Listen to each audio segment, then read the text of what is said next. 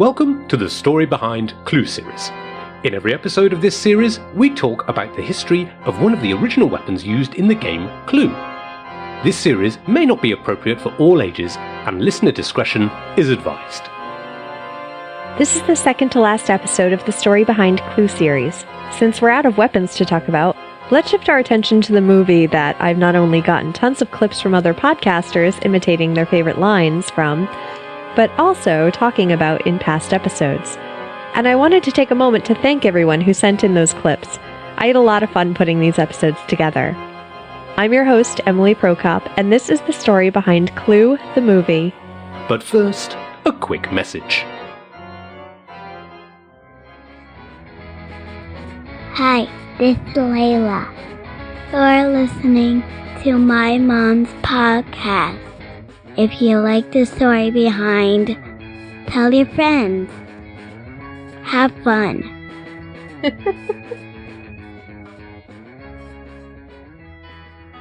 When John Landis, director of Animal House, came up with the idea of the movie Clue, he got screenwriting help from some pretty famous names.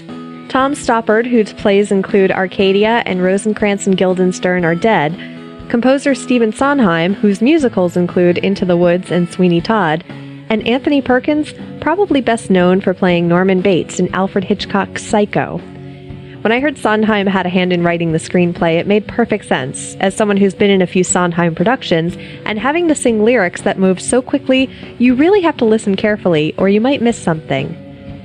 Before Aaron Sorkin's fast-paced dialogue became his signature style, there was a movie called His Girl Friday, starring Cary Grant and Rosalind Russell, that could have given The West Wing a run for its money for number of words spoken within a certain time frame.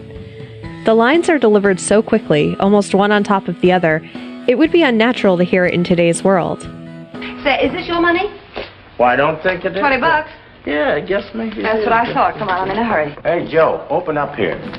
Lynn brought the cast to the Paramount lot before shooting Clue and had them watch the movie to give them a taste for how he wanted lines to be delivered, giving a sense of urgency to the film. It's similar to how lines are delivered in a play, which worked out well for the cult film, as a stage adaptation of the movie will be touring in North America in 2018. And if you're thinking that's a breath of fresh air in terms of rebooting beloved movies, I hate to burst your bubble, but when 20th Century Fox picked up the rights for the movie, rumors began swirling, including taking it outside of the mansion itself and turning it into a franchise. At the time of release, Clue was a failure.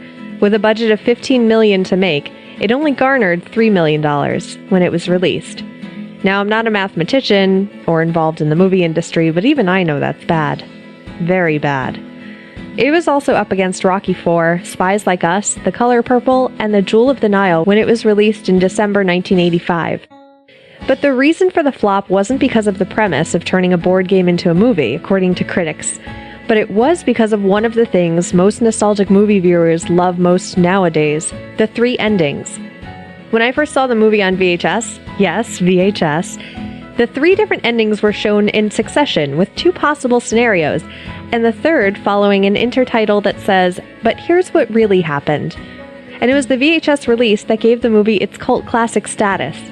But when it was released in theaters, only one ending was shown, and that ending was different depending on which theater you went to. Landis originally thought the movie would be so good people would want to see it over and over again, in order to see all the endings. But the reality was, it made for a lot of confusion on the part of moviegoers, who didn't want to risk seeing the movie a second time, only to find they're seeing the same ending they already saw. Roger Ebert, who saw all 3, said, "If this were a better movie, that might mean you'd have to drive all over town and buy 3 tickets to see all the endings. With Clue, though, one ending is more than enough." The role of Miss Scarlet was played by Leslie Ann Warren, who was my favorite version of Cinderella in the made-for-TV movie from 1965. But the role almost went to another actress known for her role as a princess, Carrie Fisher. However, when Fisher entered rehab the week before rehearsals, they were unsure if they needed to find a replacement. Fisher wanted to do the movie during the day and return to rehab at night, which was approved through the producers, until they tried to clear it with the insurance company and it wouldn't fly. So Warren was chosen instead for the part. Other people who were up for roles were Jennifer Jason Leigh, Demi Moore, and Madonna for the role of Yvette the Maid, and John Cleese and Rowan Atkinson for the role of Wadsworth. The fact that this was an ensemble cast of A and B-list actors was relatively unheard of at the time. As I mentioned in the first episode of this series, The Story Behind the Lead Pipe, Leaving, the lead singer of the band Fear, played Mr. Body. But another musician made her way into a short but memorable role. Jane Weedland from the new age punk rock group The Go-Go's played the singing telegram girl who was shot and revealed to be Professor Plum's former patient he had an affair with. I am your singing telegram.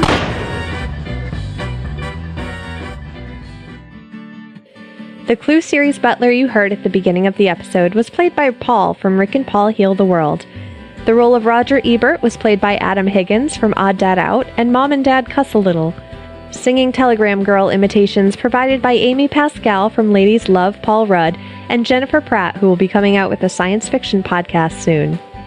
If you'd like to add your voice to the podcast, join the Story Behind discussion group on Facebook to be notified when I'm looking for guest voices for the show. Information for this episode was sourced from BuzzFeed, Entertainment Weekly, VH1, and more links which can be found in the show notes at thestorybehindpodcast.com. This episode was brought to you by the Story Behind executive producers who support the show through the Patreon page at patreon.com/thestorybehind. Thanks for listening.